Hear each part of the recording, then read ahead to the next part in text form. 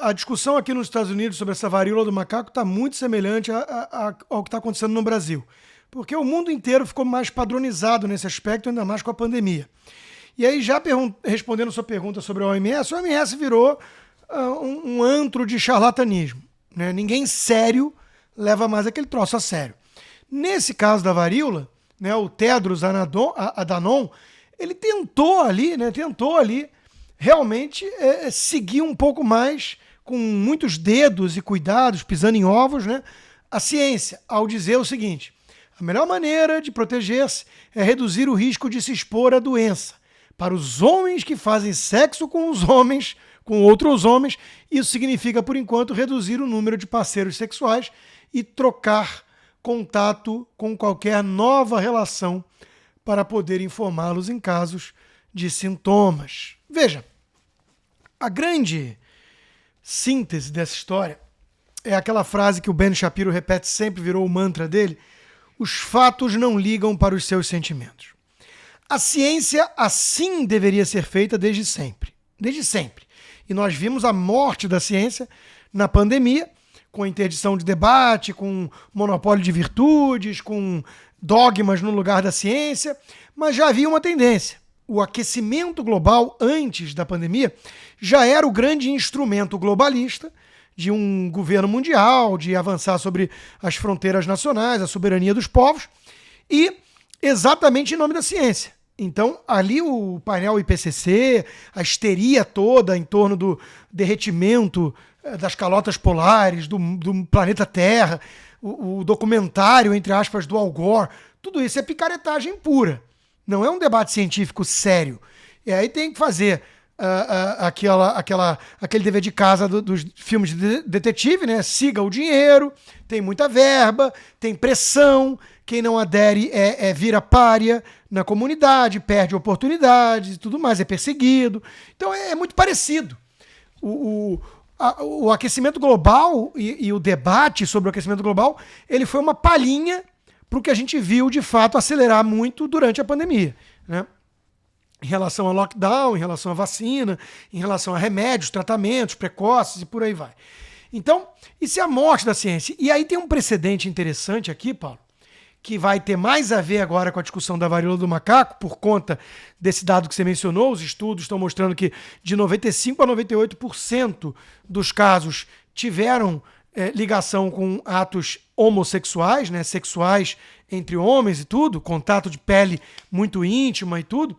Isso vai remeter mais à questão da AIDS do que a pandemia. E aí, guess what? Para quem não sabe, né?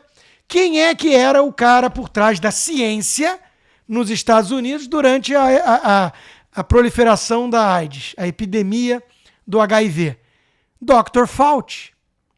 Nosso grande amigo Dr. Fauci é o mesmo.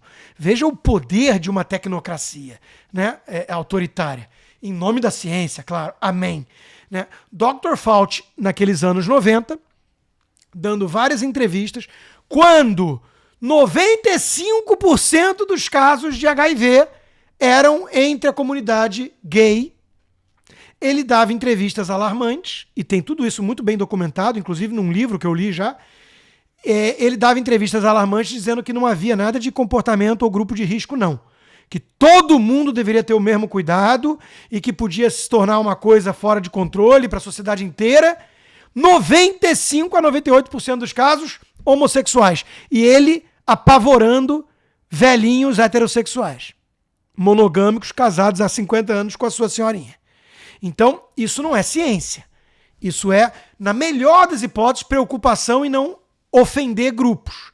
É não estigmatizar moralmente certos grupos. Mas isso não tem nada a ver com ciência, porque, repito, os fatos não ligam para os seus sentimentos. A ciência não liga para as suas ideologias. A ciência, só um parênteses, ela deveria estar aberta a todo tipo de questão. Eu vou dar um exemplo aqui bastante polêmico e radical, Paulo, para fazer meu ponto. O Charles Murray já fez esse ponto. Ele tem um livro, The Bell Curve, onde um dos capítulos trata da questão racial e ele foi cancelado antes de cancelamento virar moda, né? No limite, um cientista tem que poder se perguntar se há diferenças inatas ligadas a questão questão racial. Ou seja, o cientista tem que poder perguntar: existem resultados díspares entre categorias raciais, por exemplo. Os amarelos despontam na prova SAT, pontuam melhor do que os brancos, que pontuam melhor do que os negros. Um cientista tem que poder perguntar: isso tem alguma coisa a ver com algum aspecto racial, genético? Ele tem que poder perguntar. Eu tenho muita convicção, com base em tudo que eu já estudei sobre o assunto, que a resposta é não. Que a resposta é fatores culturais. Isso explica. Por exemplo, mais de 70% dos negros americanos nascem fora de casamento. O filho não conhece o pai. A mãe tem vários namorados ao longo do ano. Isso aumenta a chance, como o próprio Obama já reconheceu, de você ser drop out da escola, de você ter mais taxa de alcoolismo, ao contrário do povo que tem a menor taxa de alcoolismo e divórcio do mundo, que são os judeus ortodoxos. E são também os povos que mais se destacam em várias áreas, né? Prêmios de Nobel e por aí vai. São 0,2% da população mundial, 2% da população americana e 40%, 30% de vários desses prêmios. Espantoso. É racial? Para mim, não. Para mim tem a ver com o povo da palavra, cultura, 13 anos bar mitzvah, o jovenzinho desafiando mestres com argumentos. Tem a ver com mil outras coisas. O judeu ortodoxo, ele não se separa, ele tem muita ênfase na família e, por acaso, ele tem menos taxa de analfabetismo, menos taxa de divórcio, menos taxa de dropout, menos taxa de criminalização e prisão. Cultura. Mas o cientista tem que poder perguntar. Existe a diferença de resultado. A esquerda progressista não nega. Toda a agenda dela é baseada nessa premissa factual. Existe uma diferença de resultado. Eles querem explicar como racismo estrutural, sociedade patriarcal controlada pelo homem heterossexual branco do Ocidente. Eles querem explicar isso. E aí vão apresentar um monte de incoerência nesse raciocínio. Um monte. Por exemplo, eles não vão explicar os amarelos, os asiáticos, despontando no SAT nos Estados Unidos. Eles não vão explicar, porque a sociedade branca dominadora do cristão, como é que explica chegar o asiático aqui e arrasar? Então ele não explica. Então a esquerda, diante desses resultados díspares, cria uma ideologia. A ideologia é incoerente. Diante da incoerência, eles calam o debate. Mas a ciência não liga para afetação ideológica, moral. A ciência liga para fatos.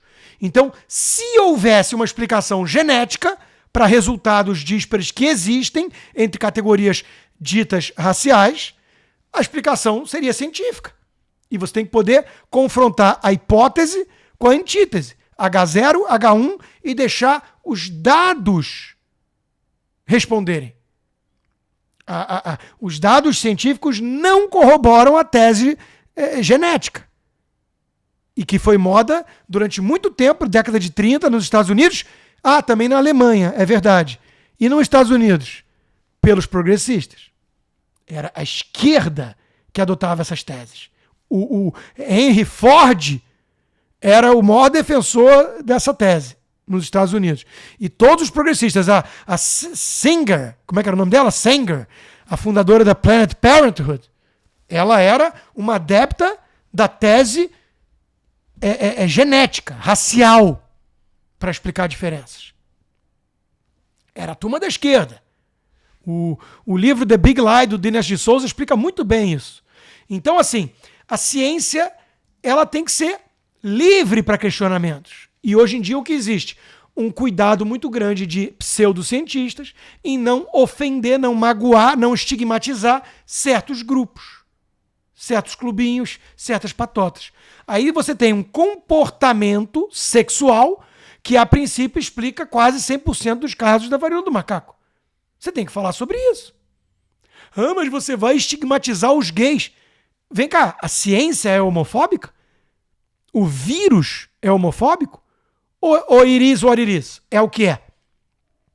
Eu não vou nem entrar na narrativa religiosa que alguns cristãos vão adotar de que isso é um castigo de Deus, está na Bíblia, Sodoma, Gomorra e blá blá blá. Eu não vou nem entrar nesse campo, porque aí saiu da ciência. Aí é uma discussão moral, religiosa, mas a ciência, ela vai apontar aquilo. Olha, o contato do pênis com ânus produz um risco de doenças sexualmente transmissíveis e a varíola dos macacos se configura uma delas. Ela é uma doença sexualmente transmissível, ao que tudo indica até aqui. Então, tudo bem, alguns vão poder brincar, em vez da máscara, usar rolha, sei lá, já está circulando. Mas aí, piadas à parte, a ciência fez a sua contribuição. E veja, o cara aqui, para proteger o grupo LGBT de um estigma ou de uma ofensa, né? Mascara a ciência. A pergunta que eu faço é, esse cara está ajudando essa turma? O cara que jogou todo mundo no mesmo saco e disse que não existia comportamento de risco na AIDS, ele ajudou os gays? Ou ele aumentou a possibilidade, por ignorância científica, de que homossexuais contraíssem a doença até então fatal?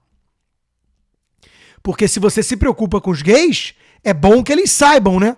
Que é justamente a promiscuidade, ou seja, fazer sexo com estranhos, com grande número, uma grande quantidade de gente do mesmo sexo, é o que aumenta muito a sua probabilidade de contrair a varíola dos macacos. Eu acho que eles têm o direito de saber isso. E aí vem uma outra história, né, que é o seguinte, até hoje nós temos, sei lá, 500 casos no mundo, 1.000, e mortes nos Estados Unidos. Cabe numa mão. 5 mortes. É uma doença feia, né? As imagens são chocantes, mas em termos de morte, risco de vida, 5 mortes.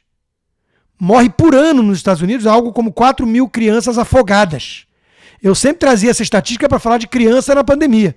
SARS-CoV-2 era uma das últimas das minhas preocupações por ter um filho de 4 anos de idade.